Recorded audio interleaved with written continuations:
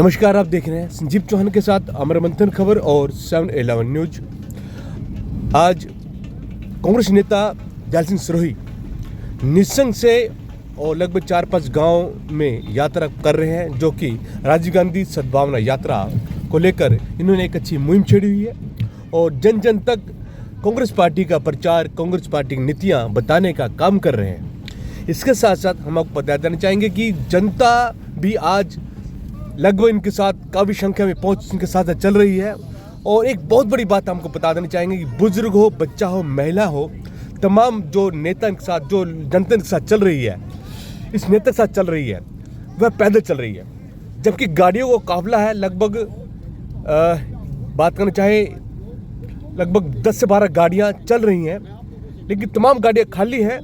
उसके बावजूद, गाड़ियों के बावजूद भी जो जनता इनके साथ चल रही है वो पैदल चल रही है। ये बहुत बड़ी बात है। इतना बड़ा स्नेह जनता दयाल सिंह सिरोही करती है, तो इस प्रकार जब जनता जिस नेता के साथ हो, क्या वो जनता का नेता कहाँ तक कहाँ पहुँच सकता है, जनता का वो चहेता बन सकता है और एक मुकाम जो उसका मुकाम है उस मुकाम पर पहुँच सकता है। तो देख सकते हैं तस्वीरों के माध्यम से कि जनता लगातार दयाल सिंह सिरोही के साथ जुड़ रही है, काफिला जुड़ रहा है। आइए जानते हैं जो निसंग की यात्रा 5 गांव में निकली है, हिमालय की गोद से निकला रियल बासमती का सही स्वाद, खुशबू है प्रीमियम, क्वालिटी में है दम, क्योंकि उत्तम है रुस्तम, उत्तम है Rustam. Delicate aroma, rich and nutty flavour वाला Rustam rice by Kuber foods. Rustam rice है सबसे उत्तम। हम तो एक छोटे से कार्यकर्ता हैं। हमारे नेताओं ने देश भर में ये यात्राएं निकाली हैं।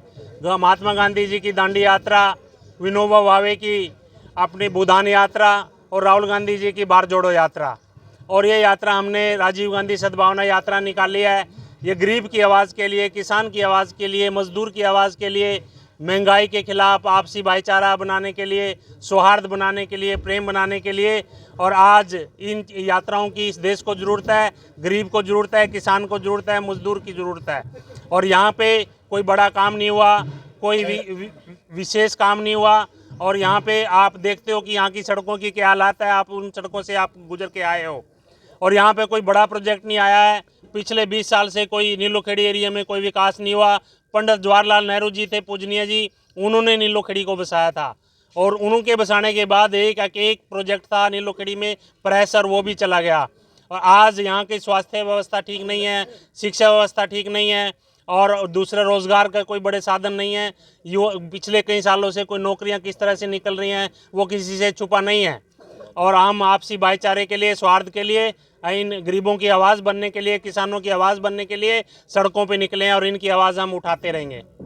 सर जरूरत है, जब इलेक्शन नज़दीक आते हैं तो सबके बीपीएल भी बन जाते हैं।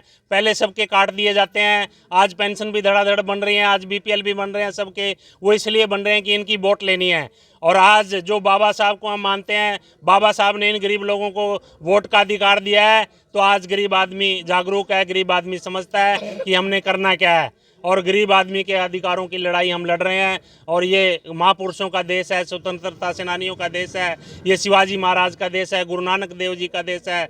तो ये पवित्र जो मातृभूमि है, इस मातृभूमि के लिए अनेक महापुरुषों ने बलिदान दिया है। और हम तो एक छोटी सी यात्रा कर रहे हैं। और यहाँ पे महात्मा बुद्ध पूरे देश में निकले, दुनिया में निकले, अहिंसा का प्रचार करने के लिए, भाईचारे का प्रचार करने के लिए, सौहार्द का प्रचार करने के लिए।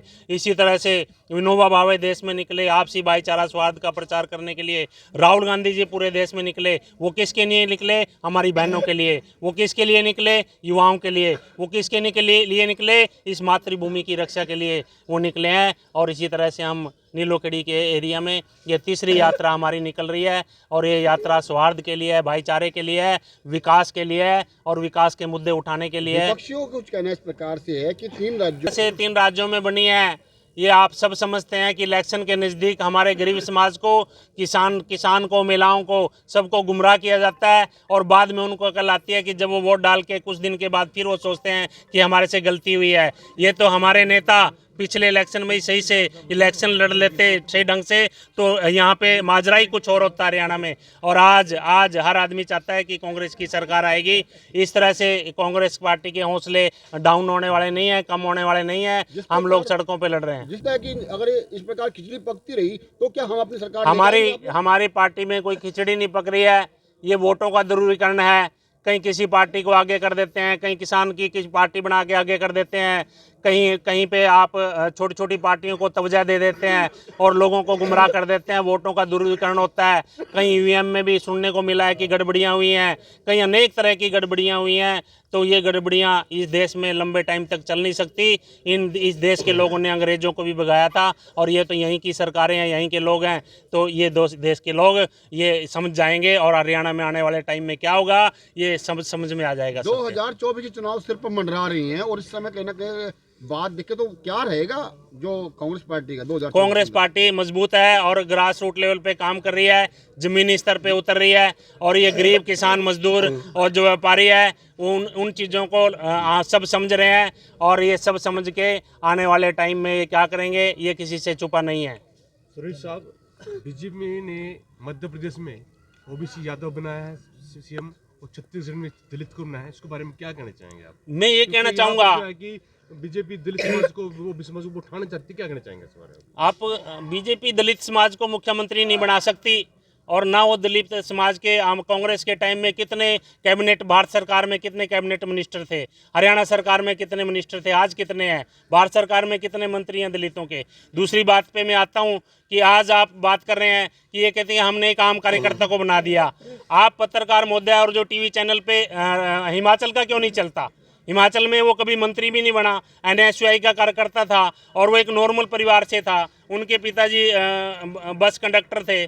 तो आप उनकी बात करिए ना, उन्होंने किस तरह से बनाया है। आप तेलंगाना की बात करिए जो अभी मुख्यमंत्री बने हैं कि वो यंग हैं और किस तरह से एक आम परिवार से निकले हुए। तो आप उनकी भी बात करिए कि ये किस तरह से राहुल गांधी डिसीजन लेके एक आम आदमी को किसी को भी मुख्यमंत्री बना रहे हैं। आप पंजाब की बात करिए, उन्होंने किस तरह से मुख्यमंत्री बनाया।